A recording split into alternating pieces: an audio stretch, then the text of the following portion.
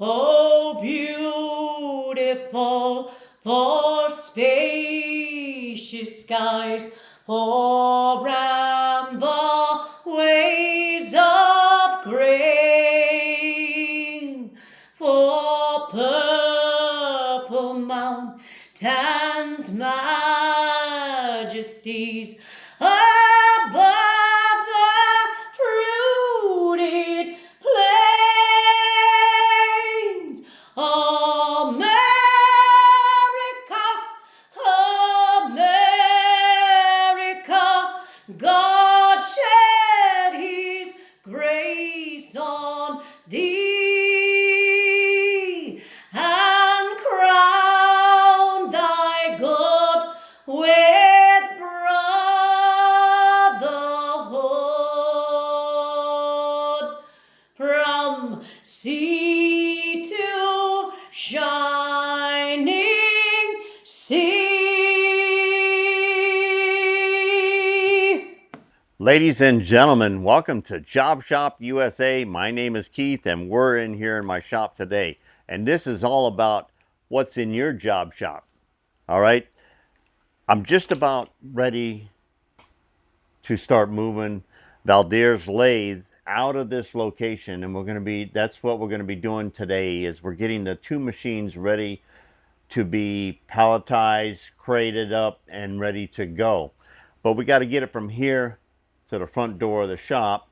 And before we do anything, I just unplugged the digital readout, and I wanted to pull out the mounting screws and then put them back in there because they are tapped into the lid here.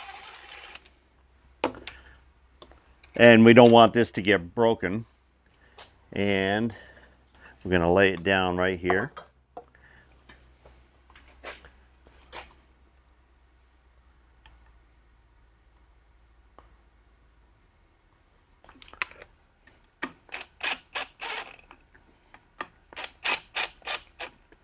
Okay, now we're all set there.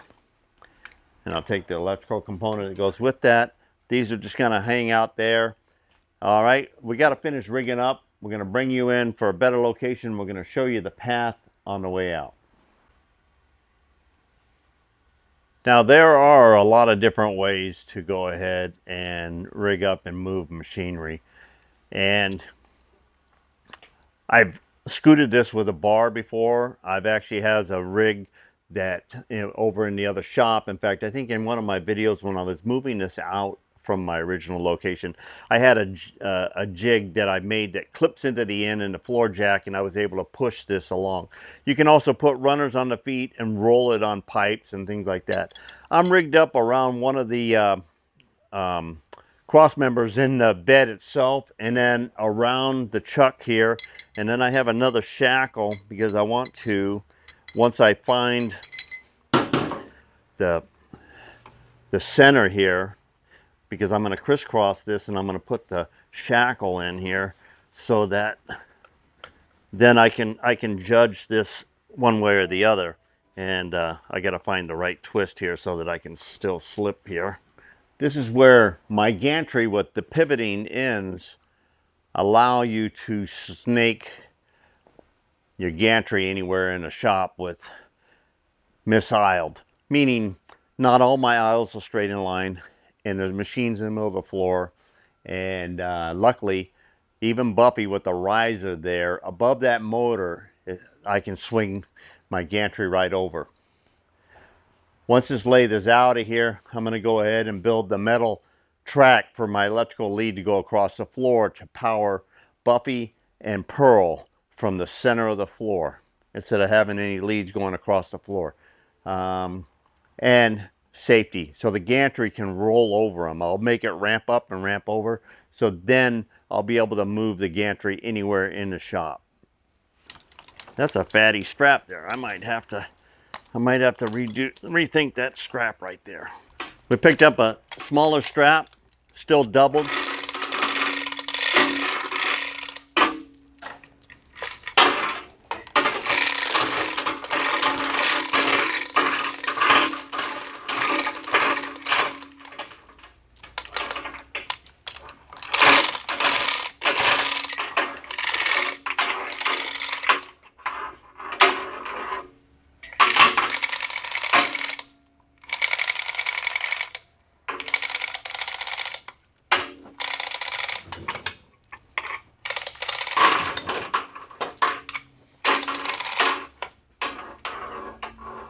Okay, lifting the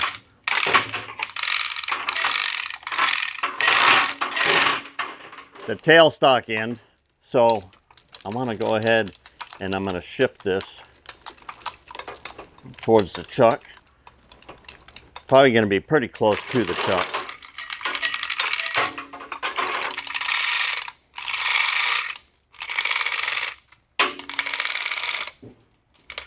Okay, just making sure that everything is kosher here. Okay.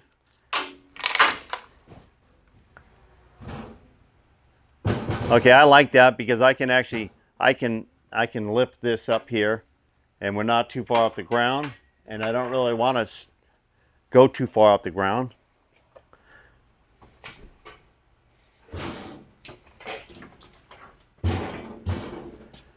All right.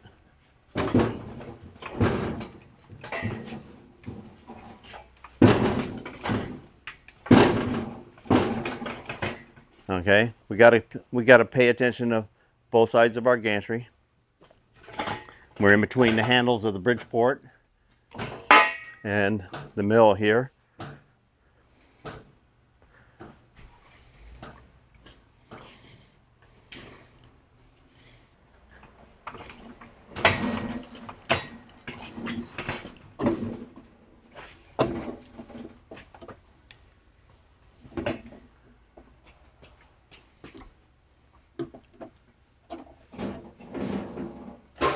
Okay, I'm setting on that block. I gotta lower the load here.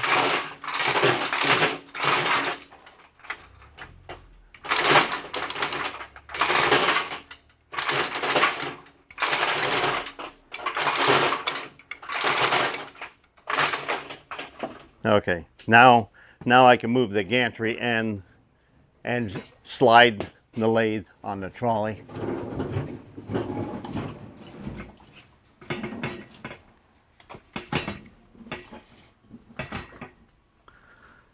Okay.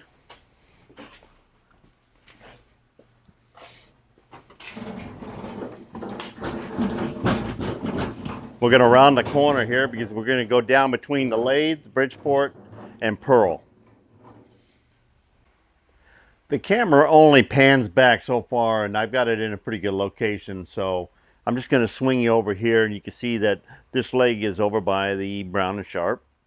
And then we have the Rutland lathe here. We have the chain fall loose, so it's sitting on the ground. It's ready to travel down that aisle. The other post over there is going to be going around the Bridgeport and getting in line. And then this leg here will get behind the lathe. I'm going to see if I can do it without disconnecting this system. All right. Okay, I've got to bring this back this way. I keep my eye on the whole thing all the time here. I've got enough room to go that way, and I still have enough room to go that way, so I'm going to work this leg on this side here. And I can see how that's going over there.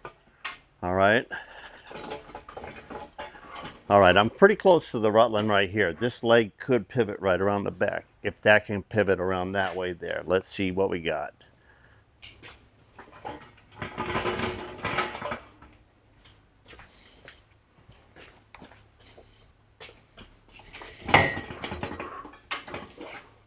If we gave ourselves a little more slack, we could probably do it with a little more ease and without a pull on the lathe itself. All right, this is the point I was making here. I've got just my fingers above that. That's how close this all figured out. I was really measuring that when I was putting that riser in that mill. Because this machine really couldn't be in the middle of the shop if that gantry couldn't go over it, right?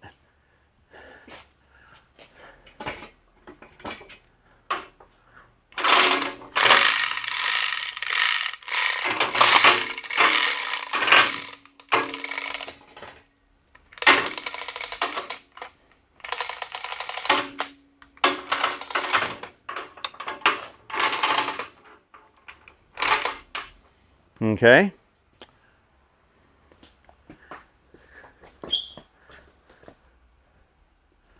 We're going to be on our way.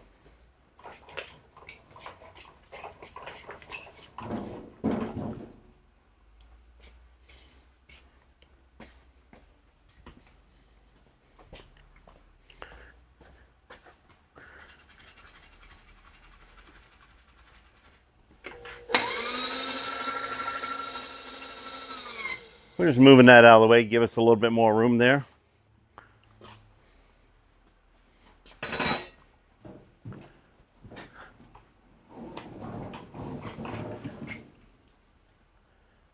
Okay, we're going to go for our next setup. We're going to drop the weight here, and then we got to move the gantry this way here because I'm up against that end. And so we'll drop it and bring it on down.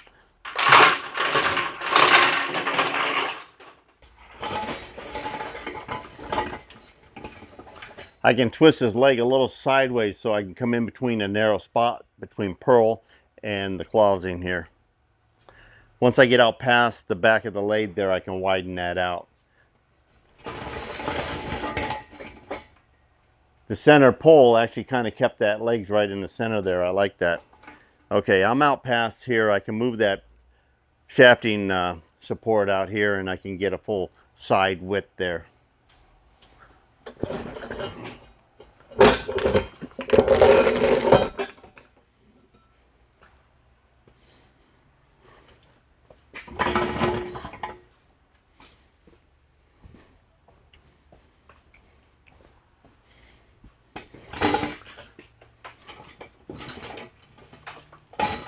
Might as well get the most of it.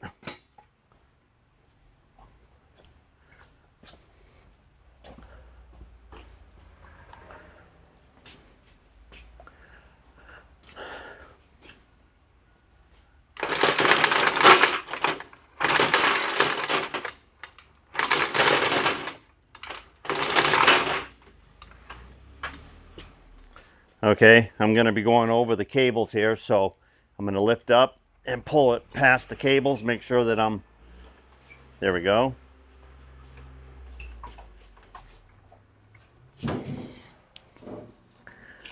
Okay. Now I'm going to make sure the cables pass all the way past the lathe here before I set it down.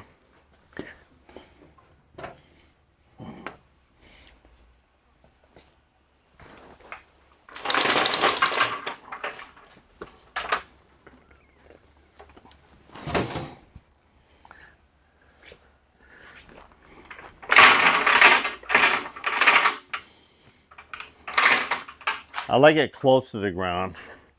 Anything happens, you don't want it to have very far to fall. Okay.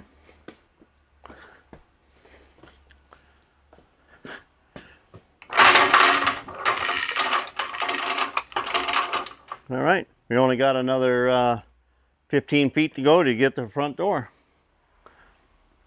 Okay, this is still following pretty good. We're going to turn it a little sideways.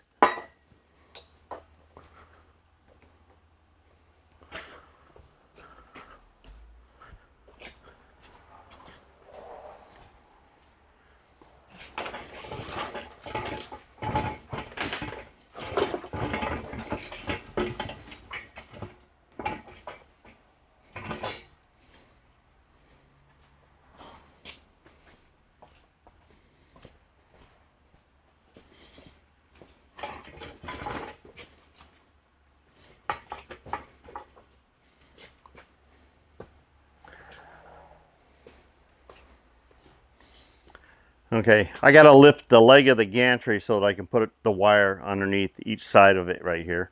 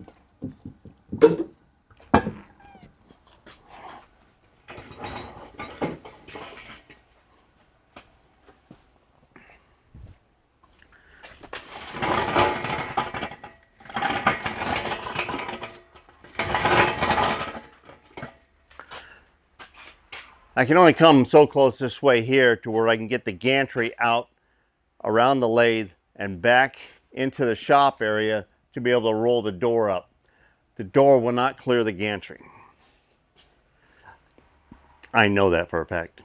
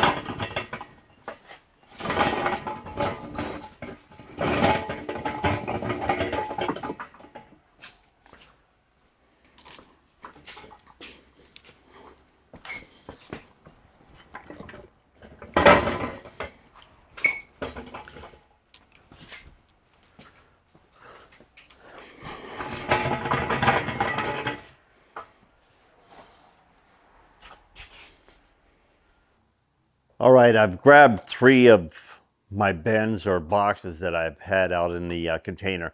I have shelves and shelves of them. I'm going to be going through a lot more, but I only have so much bench space, so I'm just bringing in the 3 for right now. We did take on a Noga,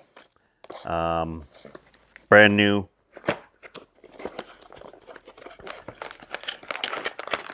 Noga mag base, and this was sent to us, and he actually stopped by the shop there also, but Josh stopped by the shop and paid me a visit, and he also picked this up from MSC and had it shipped in directly there. So we've got that to add into Valdir's tools in his box.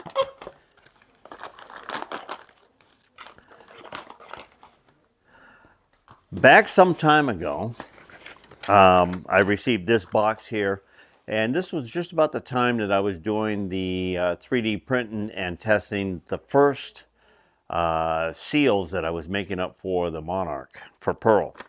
And it says, "Ahoy, Keith, please accept a donation of handy things. You mentioned possible future mechanics toolbox giveaway in the video."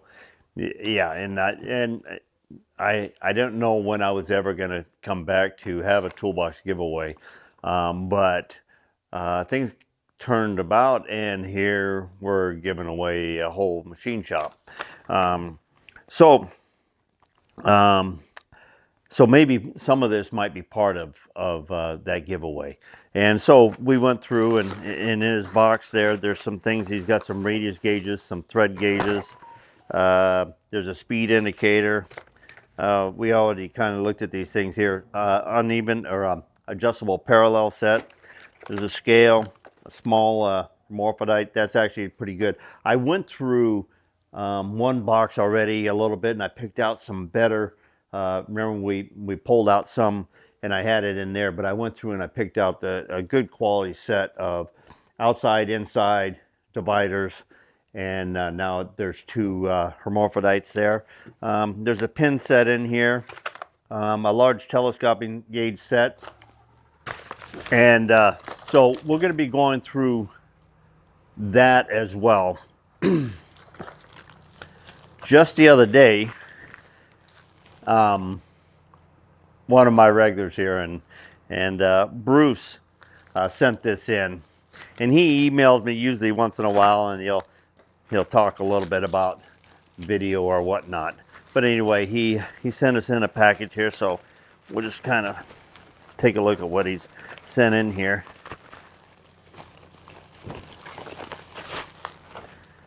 All right, let's see what you stuck in here, Bruce. All right.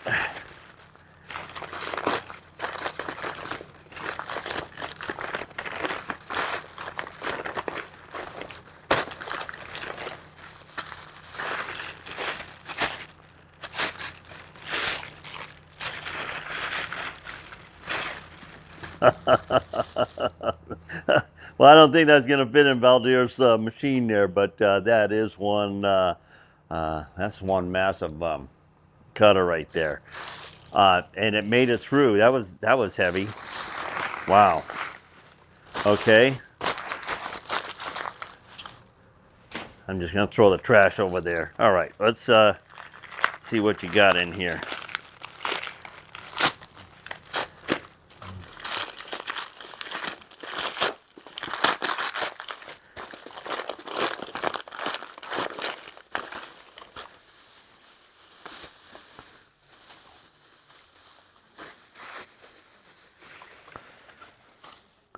Now, there's a nice 1-inch end mill.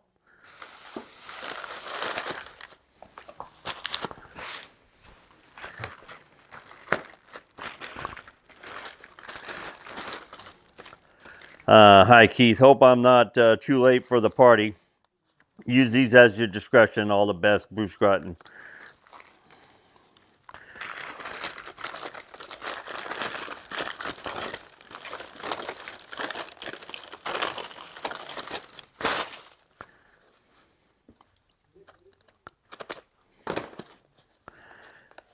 And there's a stagger tooth cutter right there.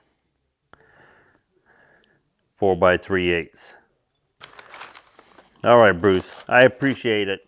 We'll see. I'm not sure that this would be something, but I definitely I'd make the trade-off and put something in there worthwhile as well.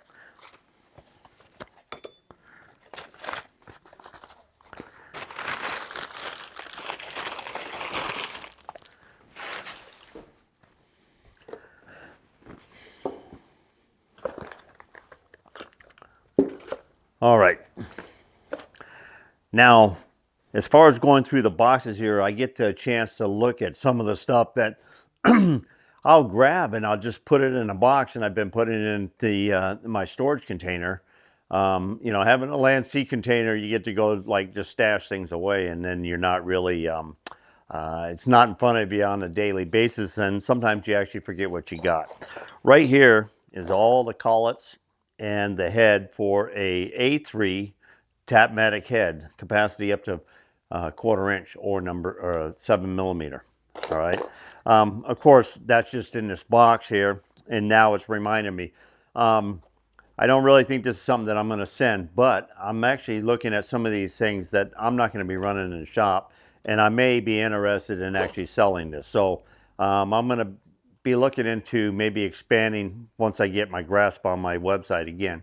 I will be probably setting up a store that would have some items that I might put up there for sale.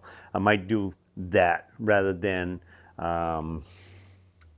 eBay or Marketplace or whatever. All right. Now here is something. A couple small V blocks. All right, there's a drill index. I had a couple. I think I bought this drill index just because I needed a couple drills off the chance. Brown and sharp, but the indicator's missing out of here. It might come up in something else. Here's something else I've had on. I've known I've had these for a while. these are homemade step blocks, and of course they don't fit a regular set, but I do have 2 of the big step blocks here, and I'll just hang on to them. I'm not really thinking that it's part of it, but you never know. All right, there's a telescoping gauge set right there.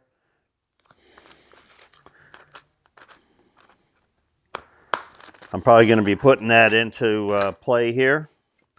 That didn't do anything there. Okay, this is a number 2 Morris taper reamer. That, of course, will be going in my collection. Here's a small boring head, but we saw the boring head that he's already getting with the set. But this is a cute little boring head, and there's another one in here. So I have a couple boring heads in here. And like I said, this will probably be the same thing as that tapping head here. All right, now here's a surface gauge. Now I also found, or this one here, so I'm going to be picking out a couple of those. I'm just going through I'm just showing you some of these things here. I'm going to be making up my mind what I'm going to be throwing in this box. But while you're here, you can watch me dig in boxes that haven't seen the daylight in a while. All right, I don't know what's in here. Not much anything. Some of the, you save these once in a while because you might want to fill an oil or something like that. There's a couple key screws and set screws and a couple of square nails and some antique. Nothing really important in that box.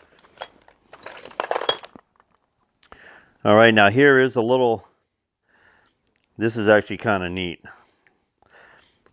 It's got the foot so you can measure, and you can also reach in on the back side here. This is a very handy tool right here for measuring depth. And I'll just give you a close-up on this so that you can actually see.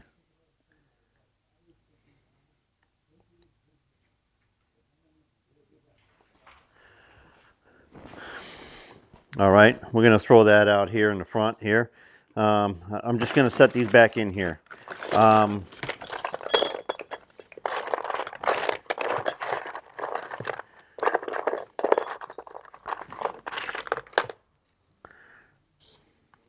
Here's a protractor with another nice scale on it. This is going to be going in with a combination. I think I see a combination square set over here. Okay, there's one more, the protractor. We got to come up with a protractor yet for that set there. There's some miscellaneous end mills and things like that. I'm going to be putting that to the side because I want to give them a set of it, as many small cutters and things like that I can give them in there. Because we do have, just a lot of end mills like that. This is probably a brand new one right there. There's a 2-fluter, 5/16 right there. All right, so that's just miscellaneous little cutters and stuff like that in there.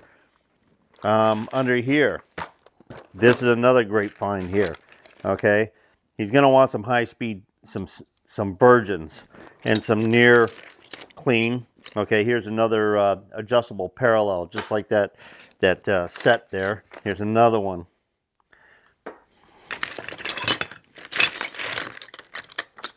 Another surface gauge. So I'm going to be able to put together a good surface gauge for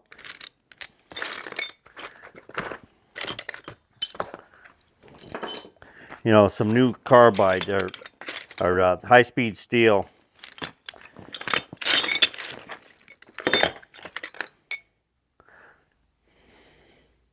That's like parallel material there. Couple part-off tools. Another couple pieces of square tool. Here's another adjustable parallel. This kind of cracks me up because this is a bag. I was going to rebuild another Craftsman box like I did. So let me see if I can find one that's already been tapped out. Okay. On the Craftsman toolbox, this is the little plastic pull handles. Those threaded holes go in where the threaded holes are on the original ones. And then, like on my other one there, I stamped turn right here or whatever, or Keith Fenner or whatever on it. But I machined a whole set of these for a Craftsman toolbox, so I can redo the pull. I guess I had nothing to do that day. All right. There are some mandrels in here, and I actually have a pretty good box of them, 7/16, 3/8. These are really nice to have to turn on the lathe. A couple more tool bits. A couple little reamers. There's an adjustable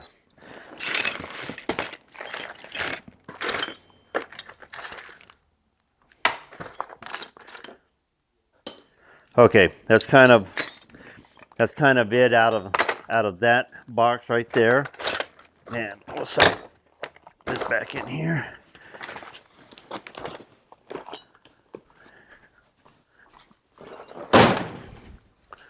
All right. And this one here was all the little end mills and stuff. I'm going to dig through that one. All right, what's in here?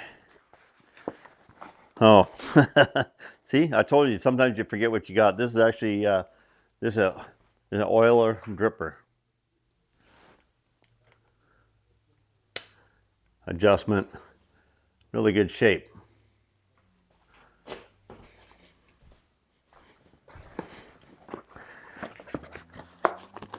That'd be another thing I put on my website available. Those are, you know, that's a handy thing to have on your old south bins, things like that.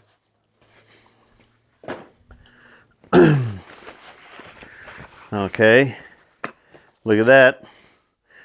All right, somewhere I know I have an extra foot or a clamp rod. There's a good protractor that will go with that right there. Here's another V, so I have some chances to get another one, file card.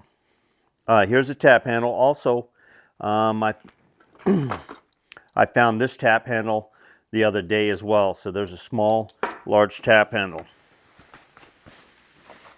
Okay, this was the car dash cover for the Porsche there. Oh, here's a Brown and Sharp. Let's see if anything's in here. Oh, look at that, Brown and Sharp micrometer.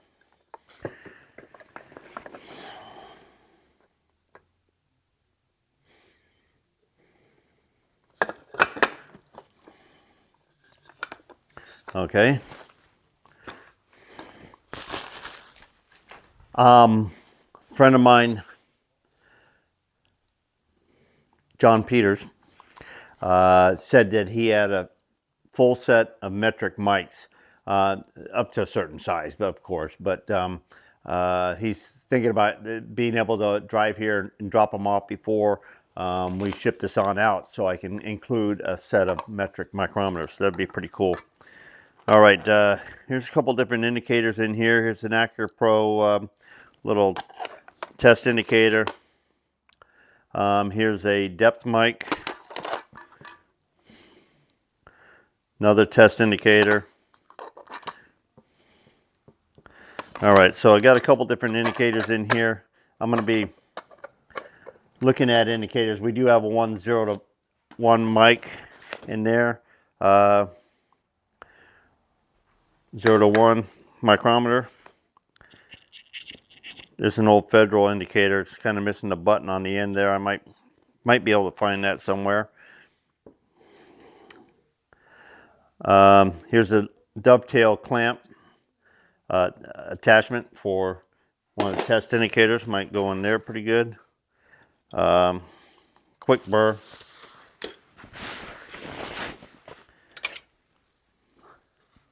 Brown and Sharp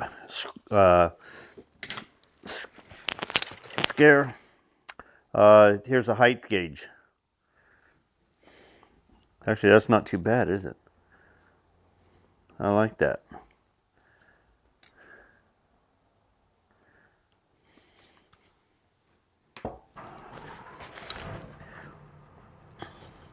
Okay, this is another height gauge. I think this one is rusted up pretty good. The center punch.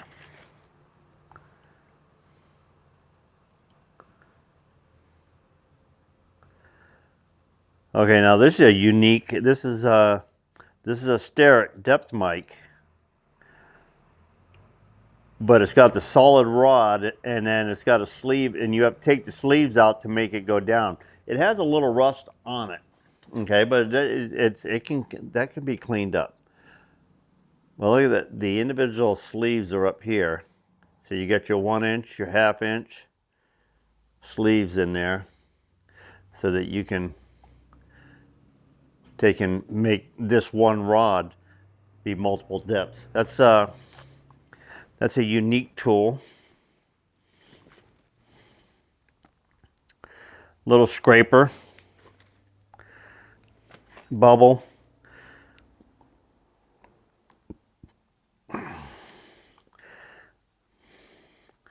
Radius gauge set, and fish tails. We'll make a choice. Hey, look what I found.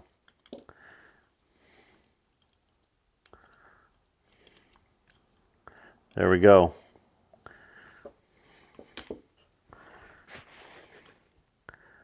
Okay, and then this is probably off of an indicator, or looks like it is. Where did I see that? Oh, this is a scraper.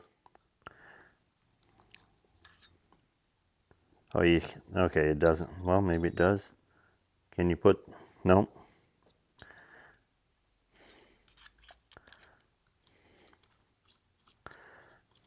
I kind of like that. I haven't had one of these in a while. I like that.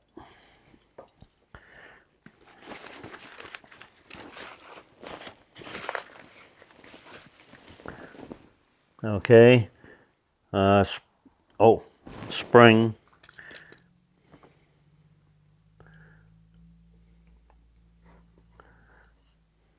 Oh, the spring's in there. I was just thinking, but something is missing a spring.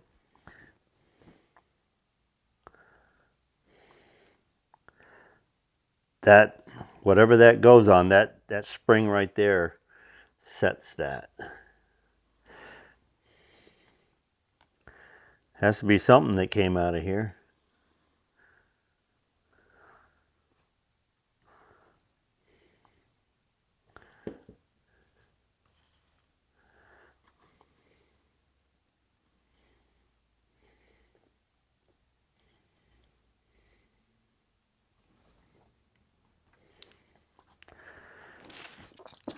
Oh well, we're going to put it in with these indicators in here so that we know where it's at.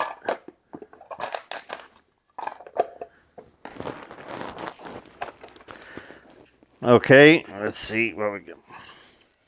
Oh, haven't seen one of these in a while. Planer shaper gauge. Thread in your pin that way, this way here, this way here, this way here. Little light touch of rust right there. I think I can baby that up, and this really should go on over to my area surface grinder, and also K&T. Okay, what have we got in here? It says Michitoyo. And looks like a pin mic.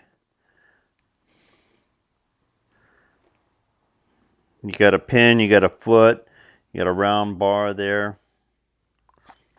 Looks pretty complete in there.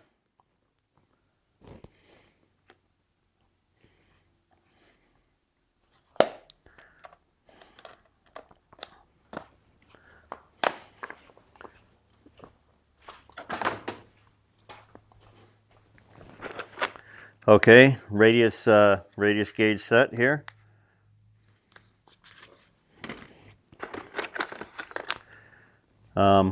Plastic just broke off of that, but there's a full set of telescoping gauges.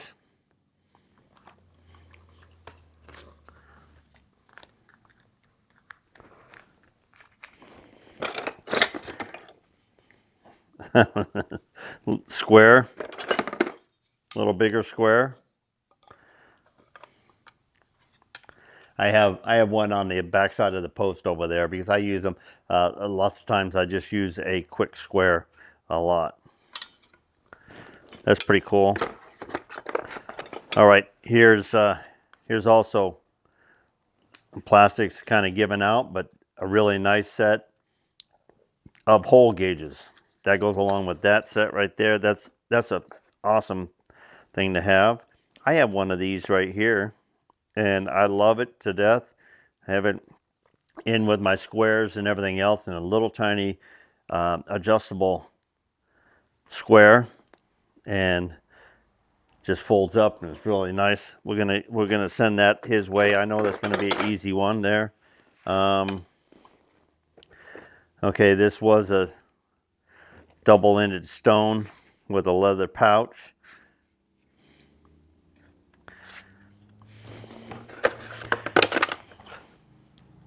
This is another stone pouch right here.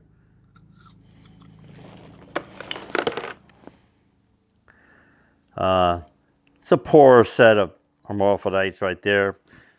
Nothing really special. Now here's a machinist square. We're gonna put that out here. Here's another thread gauge. We got to put the gauges together because thread gauges, fishtails. We're gonna go through that. We'll pick out some good scales. Another machinist square. We might have to clean this up, but it's got the foot on the scale. That's pretty cool.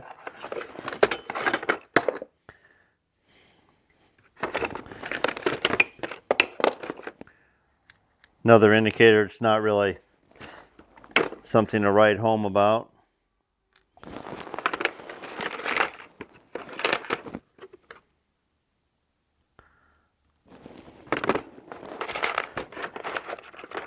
Couple more fishtails inside my spring calipers. That's a nice one there. Did I get a small one already in here? Nope. All right, this looks nice.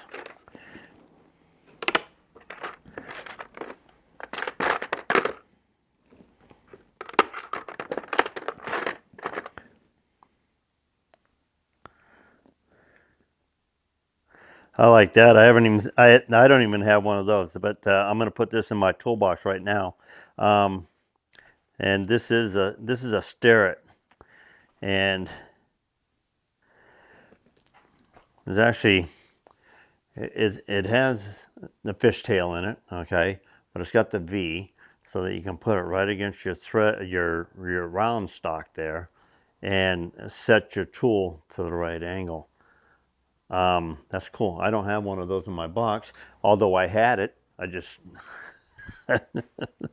just didn't have it put away, right? Okay, what's in this little treasure box here?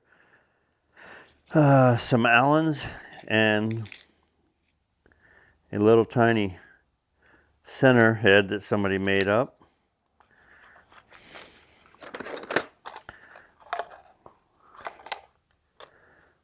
Oh, all right. That's the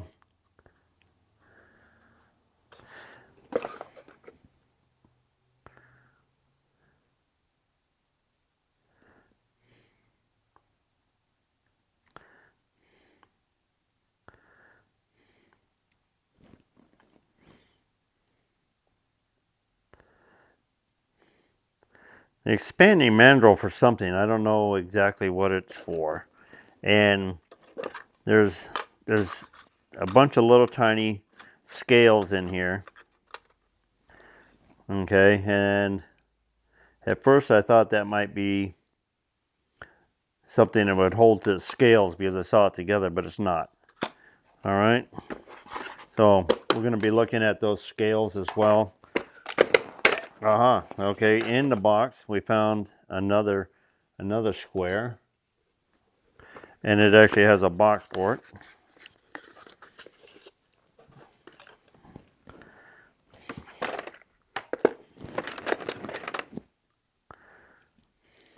Couple more scales.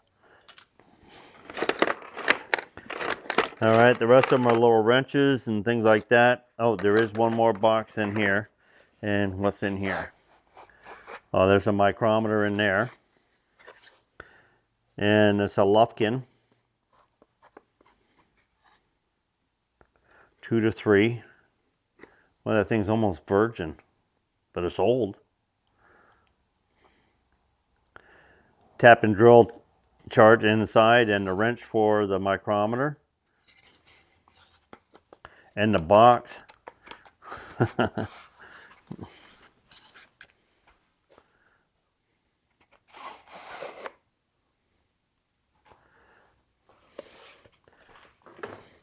That's a treasure. You might see that on my my web sale. Here's another stone.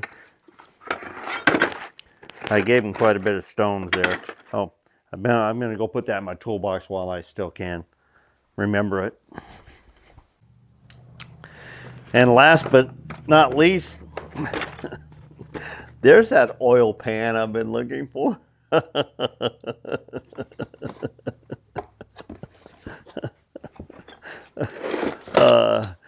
You know what? I'm still going through some of the things that were just thrown into anything just so I could get it over from the other location over to this location. And over the years, people have dropped off tools and or just wanted me to take care of tools that their lost, their fathers and brothers and sisters or whatever have moved on and left behind some tools, or they just thought that I would be able to find them a good home. And that's what we're trying to do right here. All right, I'm going to call it an evening going through tools, but I have, and you can see I've got more boxes in there. I'm going to be bringing it out, but I'm going to be putting together a basic journeyman's toolbox, and then we're going to fill as many little cutters and high-speed bits and things like that, because he's not going to be out there where there's a market and it's easy to call up and order another set of inserts. All right, tomorrow we start building the skids to mount the Grizzly and the Rutland on, and we're going to start mounting them on a skid so that we can start packing them up and loading the equipment there, and then we're going to be loading on the tools and stuff like that. We're going to be soaking them down with oil, protecting the surfaces, and then we're going to be wrapping them up in plastic. And that's pretty much how they're going to make the trip over there. They're not necessarily going to be enclosed crates, but they are going to be substantially strong supported pallets. All right, and we'll bring you in on that as I'm putting that together. All right, until next time. What's in your job shop?